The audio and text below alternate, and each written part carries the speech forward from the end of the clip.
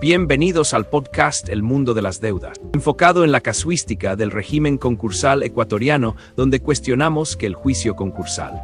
quiebra o insolvencia sean desnaturalizados usándoselos como procesos recaudatorios y sancionatorios en contra de deudores desafortunados. Mientras, por otra parte, estos juicios son subutilizados por acreedores que se conforman con la quiebra simbólica de empresarios inescrupulosos y pícaros, sin agotar la fase penal para la sanción de la quiebra fraudulenta. Hola amigos, bienvenidos al podcast jurídico El Mundo de las Deudas. Hoy trataremos el tema los rescates financieros en sustitución de la muerte civil. ¿Quieres saber cuál es el nuevo paradigma del régimen concursal ecuatoriano que sustituye al viejo paradigma de la muerte civil? Quédate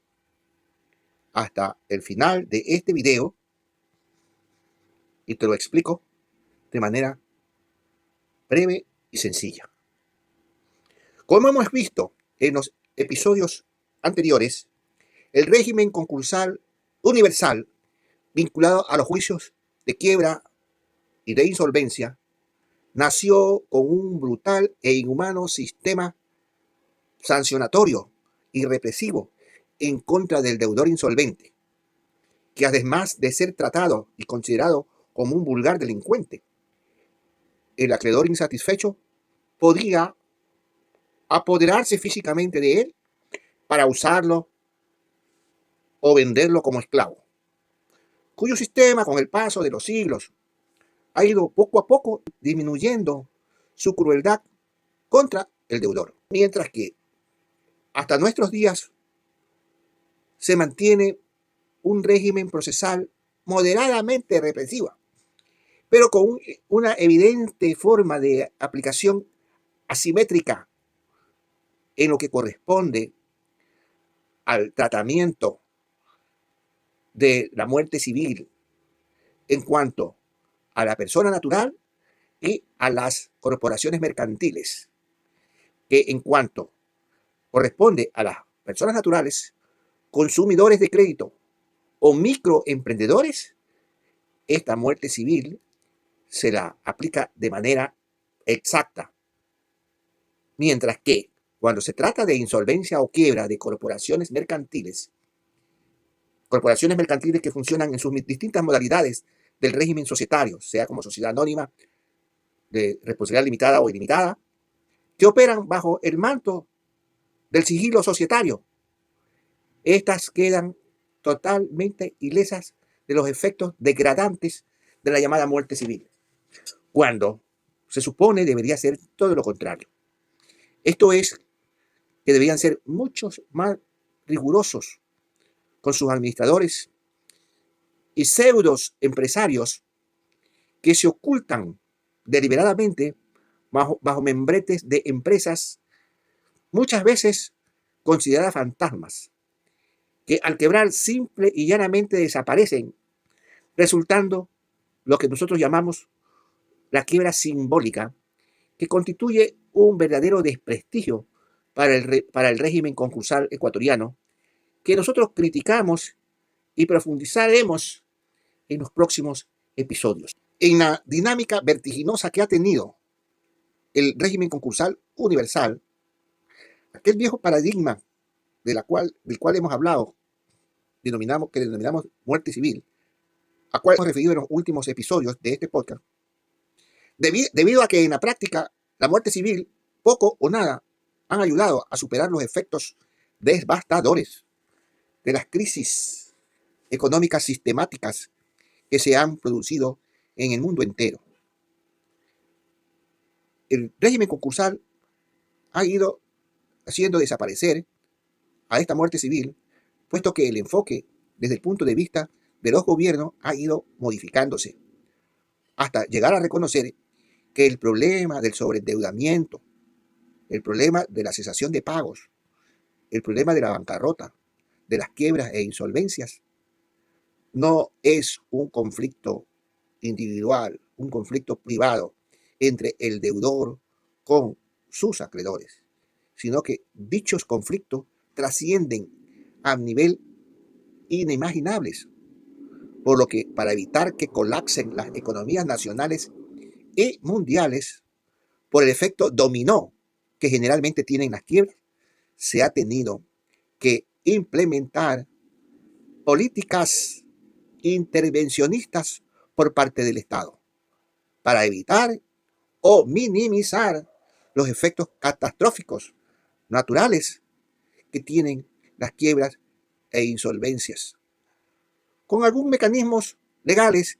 que algunos llaman salvatajes, despectivamente, y nosotros preferimos llamarlas simplemente lo que son, rescates financieros, para poner en práctica el principio de conservación de la empresa que nosotros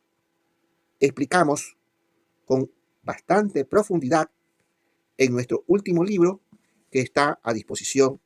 de ustedes. Debido al pánico bancario que se produjo allá por los años 1907 en los Estados Unidos de Norteamérica, donde se produjeron quiebras en cascadas, en esa situación, por primera vez, tuvieron que aplacarlas, dejando a un lado el criterio extremista de que en el libre mercado se regula por sí solo, surgiendo la necesidad de la intervención del Estado para que las quiebras no se propaguen y no colapse el sistema financiero global en virtud de la interconexión que existe entre las entidades bancarias, las corporaciones mercantiles y las personas naturales que, como consumidores o comerciantes, acceden al crédito, apareciendo por primera vez los llamados rescates financieros, que también inmediatamente surgieron sus detractores y críticos que se opusieron a este tipo de rescates por parte del Estado y con dinero de los contribuyentes, bajo el argumento de que las entidades bancarias en época de abundancia privatizan las ganancias y en épocas de crisis económicas como las que estamos comentando, socializan las pérdidas y buscan el auxilio del Estado. Los rescates financieros surgen como un nuevo paradigma en el sistema concursal universal. En todo caso, las quiebras y insolvencia actualmente busca proteger no solo a los acreedores involucrados, sino también se busca proteger al deudor que ya no es tratado como un delincuente, protegiéndose también en forma simultánea al sistema económico mediante mecanismos de auxilio financiero, reestructuración de pasivos, quitas y o esperas y los concordatos preventivos que se aplican dentro de los concursos de acreedores para facilitar la rehabilitación del deudor en dificultades en lugar de castigarlos con la caduca muerte civil que nosotros hemos comentado y criticado, con lo cual se logró estabilizar la economía nacional. Luego, en la crisis global derivada de la denominada Gran Depresión de 1929, que duró hasta fines de la década de 1930 en los Estados Unidos de Norteamérica. Esta situación marcó un punto de inflexión en la forma en que los gobiernos del mundo abordaban el fenómeno de las quiebras e insolvencias. Cayeron en quiebra técnica y se beneficiaron de este nuevo paradigma del régimen concursal de quiebras e insolvencias. Entre esos bancos podemos mencionar a Filanbanco, a la Previsora, al Banco del Progreso, al Banco de Préstamos y al Banco del Pacífico, Sociedad Anónima, que se acogieron a la ley de la Agencia de Garantía de Depósitos dictada por el Congreso Nacional el 26 de noviembre de 1998, de los cuales el Banco del Pacífico, Sociedad Anónima, es el único banco que sigue activo hasta la actualidad, que sobrevive gracias al rescate que recibió con dinero de los contribuyentes ecuatorianos, sin embargo de lo cual Banco del Pacífico, paradójicamente, ignorando o desconociendo que sigue en vida gracias al rescate financiero que recibió del Estado ecuatoriano, sigue aplicando el viejo paradigma de la muerte civil en los juicios concursales que sigue en contra de sus deudores desafortunados, desnaturalizando los juicios de insolvencia, que los utiliza como juicios recaudatorios hiperejecutivos para poner de rodillas a sus deudores desafortunados, y no con el propósito de reactivarlos al mundo productivo en beneficio del sistema económico nacional. En el próximo episodio del presente podcast vamos a profundizar el comentario respecto de los rescates financieros y su vinculación al principio de la conservación de la empresa dentro del régimen concursal ecuatoriano, que constituye un nuevo paradigma en el régimen de quiebra e insolvencias, que, como se puede evidenciar, cuando el nuevo Código Orgánico General de Procesos, en su artículo 415, se incorpora como mecanismo preconcursal al concordato preventivo, que es una figura jurídica que tiene como propósito el rescate